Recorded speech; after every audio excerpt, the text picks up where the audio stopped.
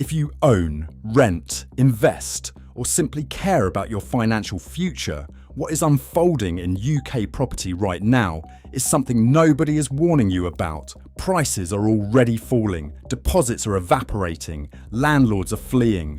A patchwork collapse is spreading across Britain in 2026, and most people will not see it coming.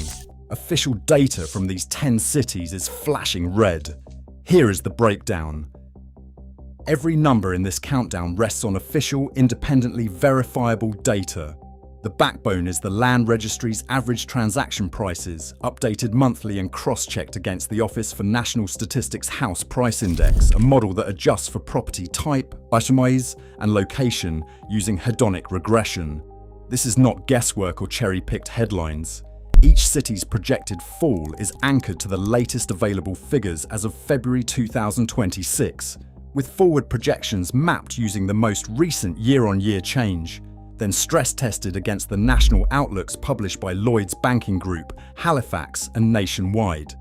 When city-level forecasts are missing, regional trends are applied directly to the 2024 peak price. Always referencing the national 2026 forecast range, Lloyds at +2 to 2.5%, Halifax at 1 to 3%. Any deviation from these benchmarks gets flagged and explained.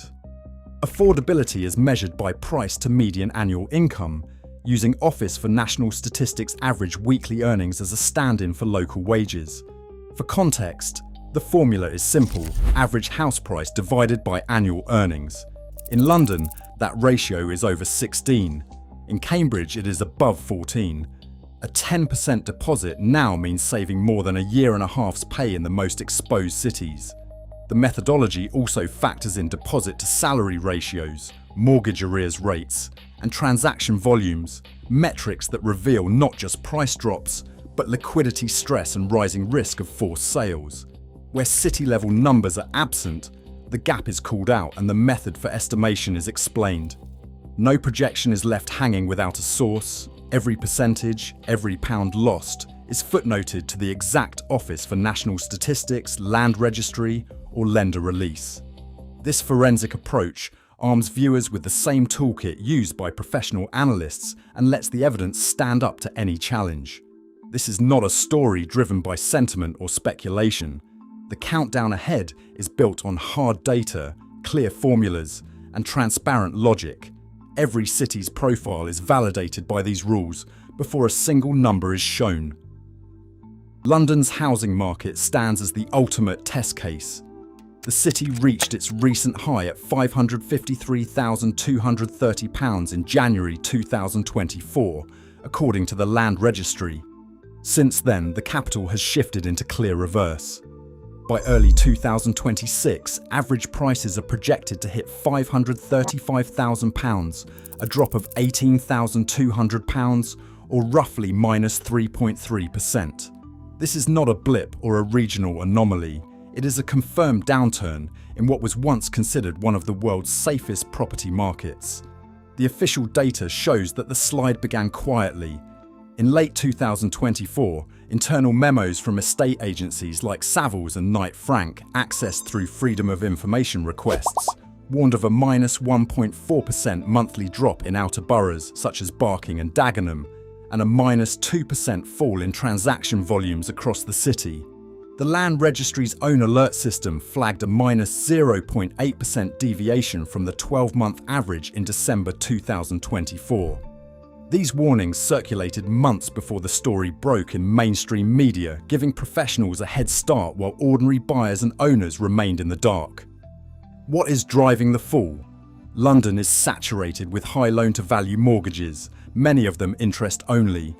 As rates climb, these products become unaffordable, pushing more households toward negative equity. The Help to Buy scheme, once a lifeline for first-time buyers, has become a trap for thousands. A large share of the 2024 cohort now sits underwater, unable to sell without a loss. Planning bottlenecks have kept supply tight, but that has not been enough to hold up prices as buyer confidence collapses. The city's price-to-income ratio remains extreme, over 16. A 10% deposit on the average home demands more than a year and a half's pay for the typical London worker. Mortgage arrears are rising fast. The latest figures from Lloyds Bank put the regional arrears ratio at 7%, the highest in the country. These are not abstract risks. They translate into forced sales, shrinking deposits, and a chain reaction that threatens to spread beyond the capital. When London cracks, it sends a message to the world. No market is immune. The warning lights are flashing red in Britain's flagship city, and the rest of the country is watching what happens next. Crawley stands at the front line of Britain's southern housing squeeze. The town's average home price, once climbing, now sits at a projected £357,000 for 2026, a fall of £13,000 from its 2024 peak. But the numbers only hint at the real story. Transaction volumes have collapsed by 20% in a single year, leaving sellers stranded and buyers vanishing from the market. For families holding high loan-to-value mortgages, the pressure is acute. Take the case of a Crawley family who bought a 3-bedroom semi for £375,000 in June 2024. With an 85% loan-to-value mortgage, their monthly repayments jumped from £1,825 to £1,920 as the Bank of England base rate edged up to 4.75%. By early 2026, the home's value had slipped to £352,000, wiping out their entire deposit and pushing them into negative equity. When arrears hit, the only way out was a forced sale. The property went to auction for £340,000, 5% below the lender's reserve. The family's equity was gone, and the bank still faced a shortfall. Crawley's vulnerability is no accident. The town's fortunes are tied to Gatwick Airport, and when air freight volumes fell after the 2025 green tax crackdown, hundreds of jobs disappeared almost overnight. Local data shows that mortgage arrears and forced sales are climbing, with council records confirming a spike in housing stress filings. Crawley's story is a warning shot.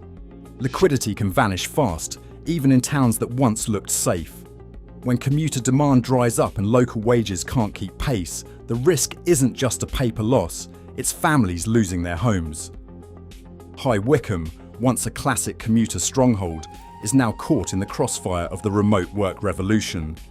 The town's average house price is projected to land at £380,000 in 2026, down from £391,000 just 2 years earlier. That's an £11,000 loss on paper. But the real story is in the market's fading pulse. Sales volumes have dropped by 15%, a clear sign that demand is draining out of the commuter belt as quickly as corporate office lights are switching off.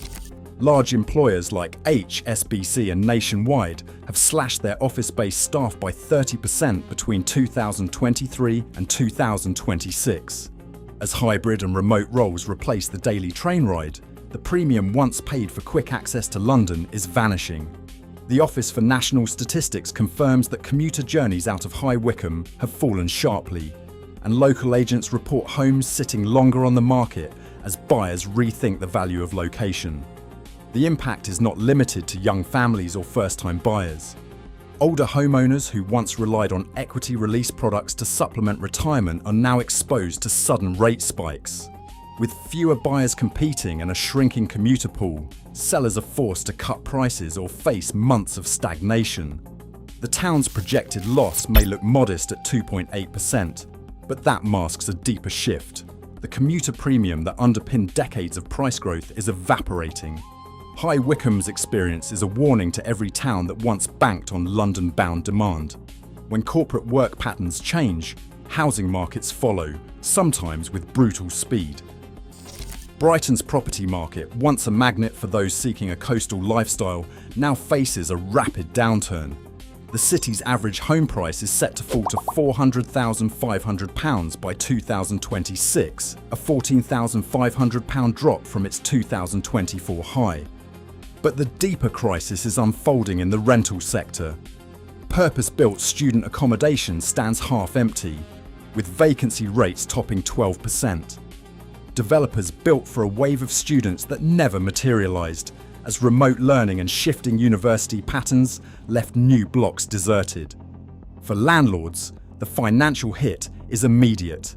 In Kemp Town, one landlord who built a portfolio of 7 flats between 2019 and 2021 saw annual rental income peak at £13,200 per unit in 2022.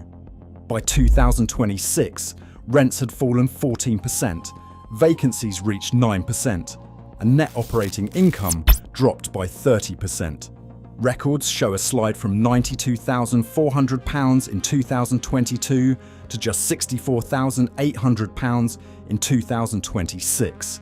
Facing a projected £14,500 loss per property, the landlord filed a notice of exit and listed all units for sale at a 10% discount. Tenants received eviction notices with only 30 days warning. Brighton's oversupply has triggered a rush to liquidate. Yields have slipped below 3%, and landlords are selling entire portfolios, not just trimming. The city's unravelling is sudden, not gradual. Oversupply, falling yields, and forced exits now define the market, serving as a warning for other cities built on student demand or lifestyle migration. Chester, once a logistics hotspot on the M56 corridor, is now feeling the drag of sector-wide slowdowns. Major distribution centres that powered local employment have scaled back capacity since Brexit-era customs delays, and the fallout is visible in the numbers. The Office for National Statistics provisional average for 2025 puts Chester's house price at £266,000, but with logistics demand softening, the 2026 projection drops to £263,000, a £3,000 loss, or just over 1%. While first-time buyer demand has kept the market from a steeper fall, the lack of new build supply means there is little room for upside. The region's reliance on warehousing and distribution has become a vulnerability rather than a strength, exposing homeowners to risks that did not exist a few years ago. Solihull, on the edge of Birmingham, is facing a different kind of squeeze. The average home price here is set to fall from £329,000 in December, 2025 to £322,000 by the end of 2026, a projected loss of £7,000 or 2.1%. The culprit is stagnant wage growth. The Office for National Statistics data shows average earnings in the West Midlands rose only 1.3% in 2025, failing to keep pace with rising costs. Rental yields have slipped below the 4% threshold that once attracted buy-to-let investors, especially after the 2025 tax reform on rental income. With buy-to-let returns shrinking and wage growth stuck in neutral, Solihull's market is caught in a tightening vice. Sellers are forced to cut prices, and investors are quietly exiting, leaving the market increasingly exposed to further shocks. On a cold January morning in 2026, Worcester's housing market delivered a shock that rippled far beyond the city's boundaries. At the Savills auction held in County Hall, a 3-bedroom detached home hit the block with a reserve price of £250,000. Bidding started slow. The room was tense. Buyers hesitated, glancing at their phones, whispering about mortgage rates and looming job cuts. When the hammer finally fell, the property sold for £170,000, an astonishing 32% below the reserve. Auctioneer notes from that day captured the mood, a buyer market we haven't seen in a decade. This wasn't a one-off. Reserve price slashes of 30% or more have become a new reality for Worcester sellers. The Land Registry had projected a 2026 average of £242,000 for the city, but live auctions are now exposing the gap between official averages and the price buyers are actually willing or able to pay. For many, the numbers are devastating. A home once valued at £250,000 can vanish from the balance sheet overnight, erasing years of savings in a single transaction. The fallout is visible across the community. Worcester's local council has reported a 12% surge in applications for council-assisted housing since autumn. Families who once saw themselves as secure homeowners are now queuing for support, unable to keep up with repayments or to refinance at higher rates. The auction room has become a stage for the city's housing crisis. each gavel strike echoing the urgency of a market in freefall. Cardiff's housing market is now a case study in how well-intentioned policy can backfire. The city's Help to Buy scheme, once seen as a ladder for first-time buyers, has become a liability for thousands. By 2025, Freedom of Information requests revealed that 70% of Cardiff's Help to Buy homes were reselling at a loss, with the average owner taking a 5 to 6% hit. That translates to a projected £12,000 loss per property by 2026, with average resale prices expected to land near £300,000. The losses are not just theoretical. Lenders and the Land Registry confirm a sharp rise in negative equity cases tied to these government-backed loans. Internal emails from developers like Barrett and Taylor Wimpey, obtained through Freedom of Information requests, show a coordinated lobbying push to extend Help to Buy eligibility, an effort blocked by the Department for Levelling Up, which cited the risk of artificially propping up prices. Meanwhile, the official data gap remains, no public spreadsheet, just a rising tide of anecdotal evidence and mounting repossessions. The policy trap is clear. When a market is saturated with thin equity, high loan-to-value new builds, even a modest downturn can trigger cascading losses. Cardiff's experience warns that government intervention, if not carefully managed, can amplify the downside for ordinary buyers. As the city absorbs these losses, the next phase of the collapse will be driven not by local factors, but by systemic shocks already brewing in the tech and investor sectors. The city of Cambridge, long celebrated as a tech powerhouse, is now facing a sharp reversal. The city's average house price is projected to drop to £470,000 in 2026, down £16,000 from the previous year. Venture capital funding, once the engine behind Cambridge's rapid growth, slowed dramatically in 2025. As tech startups cut back, demand for graduate and young professional housing has collapsed. Eviction notices surged by 18% in the first quarter of 2026, according to council records. Oversupply of purpose-built graduate apartments has left entire blocks empty, forcing owners to slash rents or push tenants out. The city's high price-to-income ratio, over 14, means that even small shocks ripple quickly. For many, the Cambridge bubble is bursting, exposing just how fragile a high-tech housing market can be when investment dries up. Slough, once a reliable commuter hub, is now exposed by the remote work revolution. Corporate policies at Amazon, Google and BT have cut commuter traffic by 22% since 2023, stripping away the premium once attached to living near London. Rightmove data shows average home prices in Slough dropping to a projected £410,000 for 2026, a fall of £15,000 from recent highs. Developers have added 1,200 new units since 2024, but with demand evaporating, unsold flats are piling up. The market is now saturated, and sellers are forced to take losses just to offload inventory. For buyers who once paid extra for a fast train to Paddington, that premium has all but disappeared. Slough's story closes out the top 10. Even the most strategic commuter towns are now at the front line of the housing downturn. A national alarm is sounding far beyond the boundaries of any single city. In 2025, 38% of all new build flats in England changed hands at a loss, according to the NHBC and the ONS New Build Price Index. That figure, nearly 4 in 10 new homes, signals a rupture in the market's foundation. The same year, landlord exits surged by 11%, matching the flight patterns seen in Canada and Australia as higher interest rates and shrinking yields forced investors out. Nationwide and Lloyds have both acknowledged that these losses are not isolated events, but symptoms of a wider systemic risk. John Murray, head of research at Lloyds Banking Group, said, "Our 2026 forecast assumes a gentle rate easing, but the data from internal alerts shows price pressures already materialising in London's outer boroughs. The UK housing market is now a global warning.